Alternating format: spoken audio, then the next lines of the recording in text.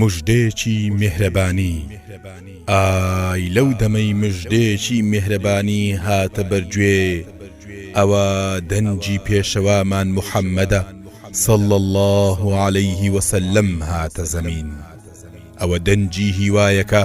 بوژاندنەوەی ژیانێکە ئەوە دەنجی پێشەوایەکی نازدارە و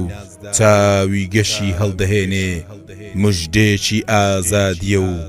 بەختەوەری و دادوەری بۆ ژیان دێنێ نەسیمێکە خۆنەویستی و شەپۆڵێکی سەعادەتمان بۆ دەهێنێ مژدەی هاتنی پەیامێکی خوداییە و دیاری و نیعمەتێکی پڕ لە نورە بۆ سەردڵی خاچی زەمین مژدەی هاتنی پێشەوامان محەممەدە صلى الله عليه وسلم بەڕێوەیە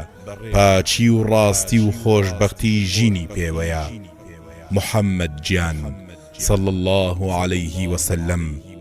لەو ساتەوەی کە تۆ هاتی ژیان گۆڕا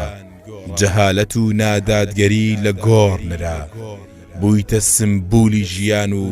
باخی هیوا سەوز کرا بست بە بستی خاک و خۆڵی سەدای ژیان نوێ بوونەوە و پاکیزەیی بەخۆوە بینی نەمامی یەک خوداناسی لە نێوەندی دڵەکاندا ڕوێنرا و هەر یەکەیان